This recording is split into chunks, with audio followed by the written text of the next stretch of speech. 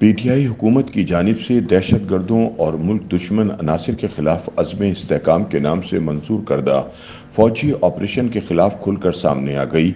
जहां एक तरफ हुकूमती जिम्मेदारान इस फौजी ऑपरेशन को मुल्की इस्तेहकाम के लिए नागुज़ीर करार दे रहे हैं, वहीं दूसरी जानिब पीटीआई की तरफ से अज़्म इस्तेहकाम ऑपरेशन बारे खदशात, तहफ़्फ़ुज़ात और एतराज़ात का सिलसिला जारी है।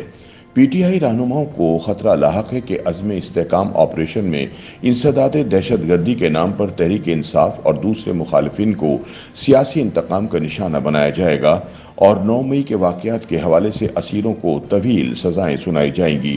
पीटीआई अरकान समझते हैं कि सियासी तौर पर कमज़ोर और इख्तियारात के हवाले से लागर और बेबस हुकूमत इदारों की ताकत से मुल्क में तवील मुद्दती हुकूमत की मनसूबाबंदी में मसरूफ़ है, जिसके लिए ताकत के साथ साथ मुशावरत और हिदायत की अंदाज में अहकामात भी मिल रहे हैं। तहरीक इंसाफ ने एपेक्स कमेटी के इजलास में इंसदाद दहशतगर्दी के ऑपरेशन अज़्म इस्तेहकाम की मंजूरी के फैसले पर अदम एतमाद और तहफ़्फ़ुज़ात का इज़हार करते हुए मुतालबा किया है कि ऑपरेशन से मुतालिक ऐवान को एतमाद में लिया जाए और जिस तरह माजी में अस्करी क़यादत की जानिब से बाज़ अहम अमूर पर कौमी असम्बली और सेनेट के अरकान को इन कैमरा ब्रीफिंग दी जाती रही है, इसी तरह अज़्म इस्तेहकाम ऑपरेशन के बारे में भी तफसीलात बताई जाएं।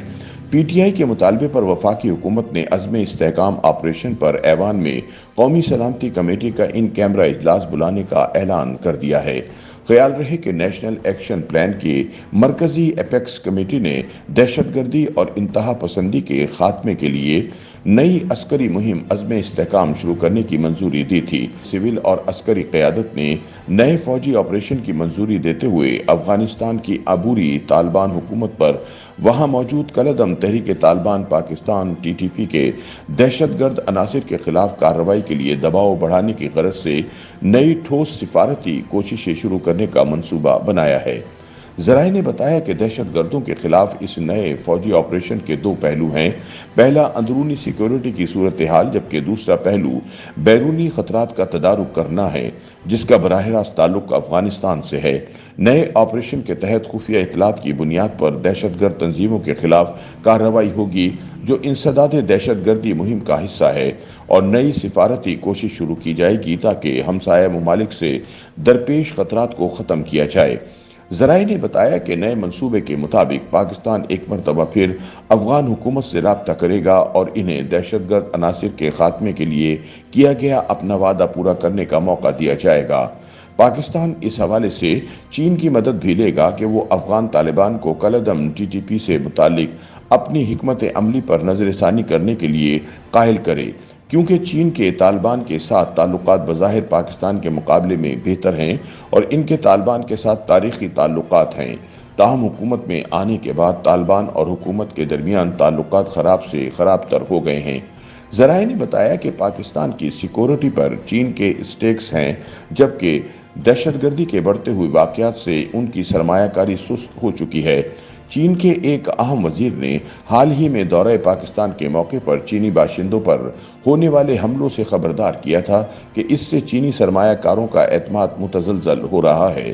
चीनी वजीर ने मुस्तकबिल में सरमायाकारी को पाकिस्तान में सिक्योरिटी की बेहतरी और कारोबारी माहौल से जोड़ दिया था।